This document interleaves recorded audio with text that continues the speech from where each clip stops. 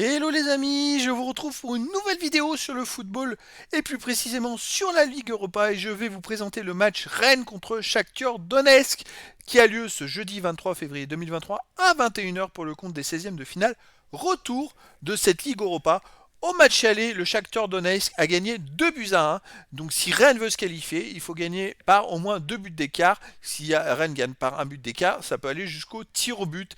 Et donc je vais revenir sur les parcours de ces deux équipes dans leurs groupes respectifs. On verra aussi les meilleurs buteurs, meilleurs passeurs aussi pour le Shakhtar puisqu'ils étaient en Ligue des Champions. On verra également les derniers résultats pour voir la forme du moment et aussi les compos d'équipes probables possibles avec les tactiques éventuelles. Ça peut changer d'ici le début de la rencontre, mais ça nous permettra d'avoir une idée, une tendance à ce match. Alors donc, c'est vrai qu'au match aller, le Shakhtar Donetsk a gagné 2 buts à 1, mais bon, c'est pas pour autant, les buts à l'extérieur ne comptent plus double. C'est-à-dire que si Rennes gagnait 1-0, on va en prolongation. Voilà, c'est pour vous donner un ordre d'idée. Alors de son côté, Rennes était en Ligue Europa, il finit deuxième du groupe B avec 12 points en 6 matchs, 3 victoires, 3 nuls, aucune défaite, 11 buts pour 8 contre, plus 3 de goal average. Ils n'avaient pas perdu, donc le match aller contre le Shakhtar, c'est leur première défaite cette année en Coupe d'Europe.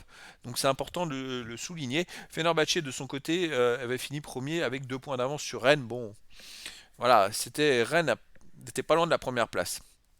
De son côté, Shakhtar Donetsk a fini troisième de Ligue des Champions avec 6 points en 6 matchs, une victoire, 3 nuls, 2 défaites, 8 buts pour 10 contre, moins 2 de goal average. Mais bon, ils sont tombés dans un groupe très difficile avec le Real Madrid et Leipzig, et cette équipe de Glasgow aussi. Et donc c'est vrai que ils ont réussi à sortir troisième pour rester au moins en Ligue Europa. Mais face à deux équipes comme le Real et Leipzig qui tournent plutôt bien, c'était très compliqué.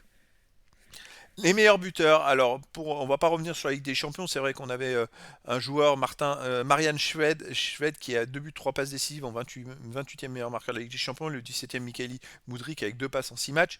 Mais pour le Shakhtar Donetsk, on a maintenant deux joueurs qui ont marqué un but, dont le Artem Bondarenko qui a un but en un match, 61e en Ligue Europa. Et puis côté Rennes, on a toujours Martin Terrier qui est 3e meilleur marqueur de Rennes avec 3 buts en 6 matchs. Mais qui s'est blessé normalement jusqu'à la fin de la saison, donc il ne pourra pas être présent pour cette confrontation retour, ce qui est bien dommage. Il manque beaucoup à Rennes. Alors pour Rennes, sur les 10 derniers résultats, c'est 4 victoires, aucun nul, 6 défaites, 13 buts pour, 14 contre, moins 1 de goal average. Soit ils gagnent, soit ils perdent.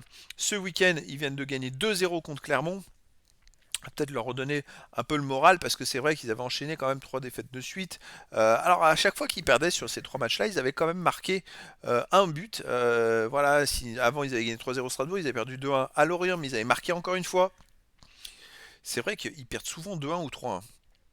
Ils ont perdu à Clermont 2-1 le 11 janvier, ils ont battu Clermont 2-0 chez eux le 19 février. Donc voilà, c'est une équipe qui est capable de marquer des buts.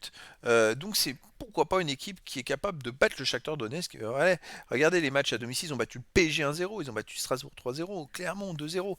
Donc tout est possible. Ça va être un retour qui va être très intéressant. De son côté, Shakhtar Donetsk, donc, j'ai pas d'infos de match ce week-end. Donc le dernier match, ça fait que sur les 10 derniers résultats, ça fait 5 victoires, 3 nuls, 2 défaites, 19 buts pour, 14 contre, plus 5 de goal average.